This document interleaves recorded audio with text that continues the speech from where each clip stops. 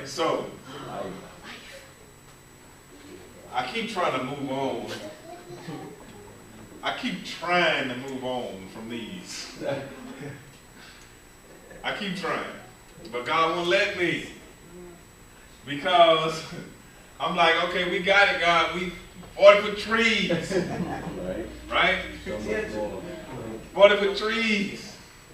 And God said, yeah, I got a bunch of 40-foot trees. And I got a bunch of 40-foot trees with no fruit. Because the goal of it all is not just to be a 40-foot tree. The goal of it all is to bear fruit. And so, again, my inspiration has come from my yard. These were in the front yard. These are in the backyard. And I got trees that ain't 40 foot, but they got plenty of fruit. Plenty of fruit. And so guess what I do every single day? I eat. All day. I eat of the fruit of the tree. The tree started off as a seed, but now it's blessing beyond its wildest imagination. It's blessing to the point where I can pass out fruit to everybody here, and you can go home and plant you something. Wow. And then eat good in the meantime. Plenty of fruit. God says not just a 40-foot tree that's inside of this seed, but there's so much more. Yeah. So much more. And I got 2 of these, and they look just alike, don't they? I know some of y'all probably can't see this. It's okay. But there's a difference between the 2 of these. And I want us to look at Mark chapter 4. Let's turn to Mark chapter 4. And y'all gonna preach this thing today. Y'all gonna preach this thing today. Mark chapter 4.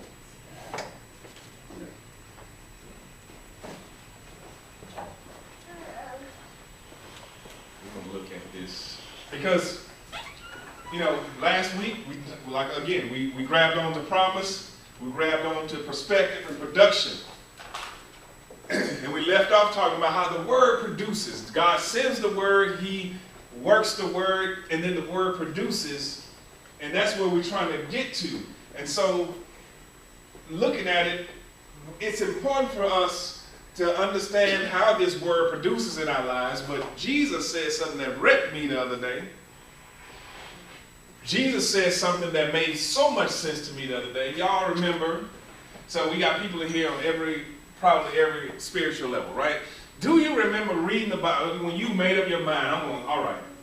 I'm going to sit here and I'm going to read this Bible. I'm going to understand this Bible. You start talking about, and thus thou it hither.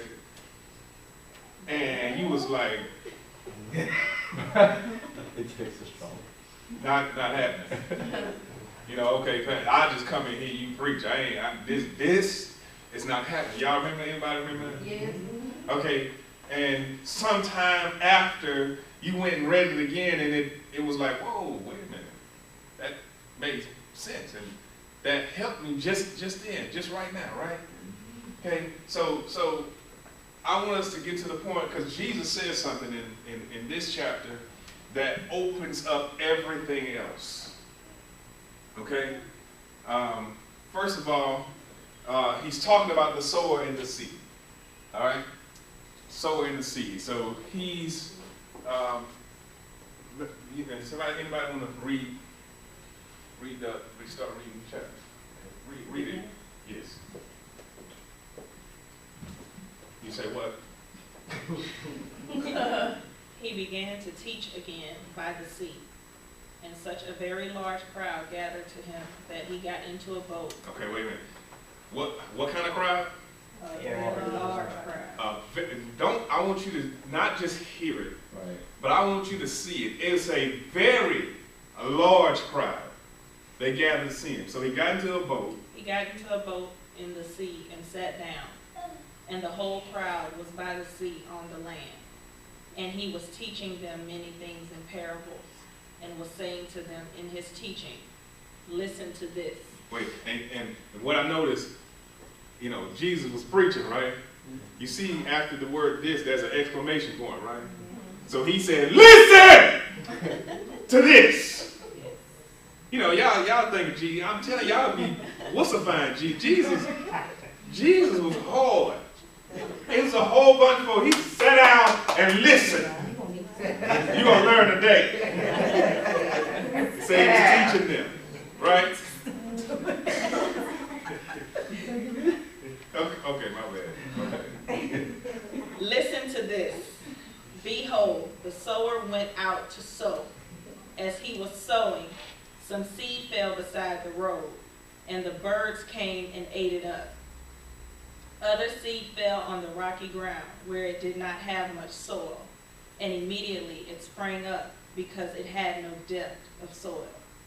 And after the sun had risen, it was scorched, and because it had no root, it withered away.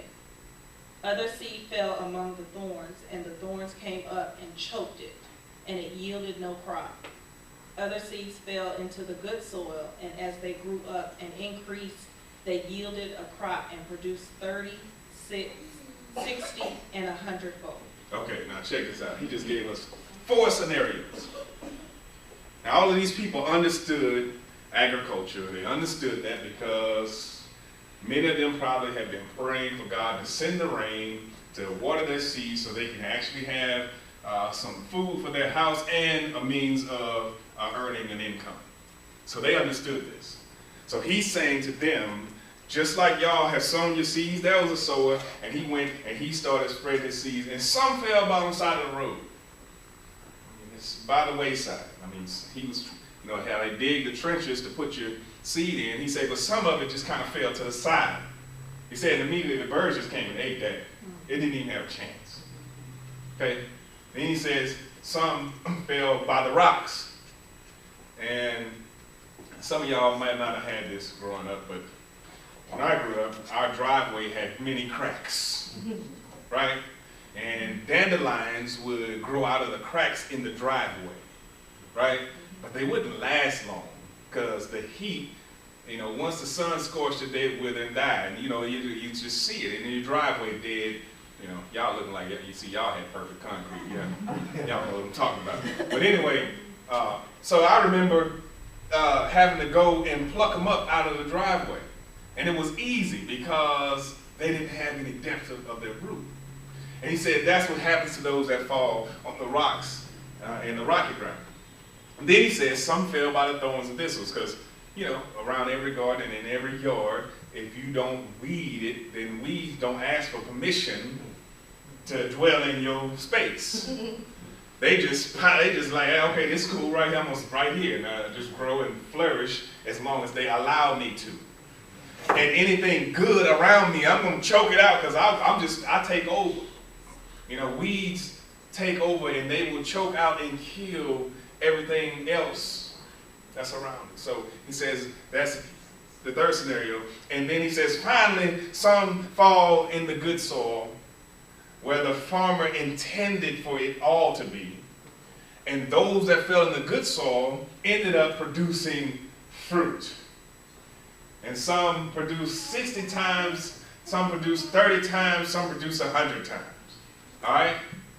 Now, verse 10 is where it all, Jesus started to really break it down. What is it, verse 10? As soon as he was alone. Okay, wait, it says as soon as he was what? Alone. All right, now this is where we got to really, you got to, come on, it's time to get spirit. He said as soon as he was alone. So alone means what? By yourself. That's what alone means, right? Read it again. It starts. As soon as he was alone, his followers, along with the 12. Wait a minute. It says as soon as he was alone, his followers, along with the 12. So he was alone with more than the 12.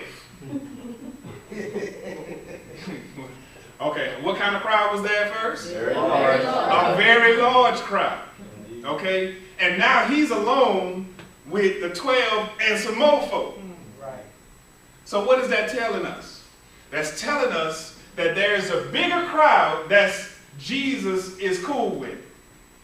But he considers himself alone with those who actually walk with him. So I'm saying to you today, this morning, that right now, Jesus is alone with us. All right. What he's telling us is that there are a whole bunch of folk who are with him, but there are a whole bunch of folk who are not alone with him.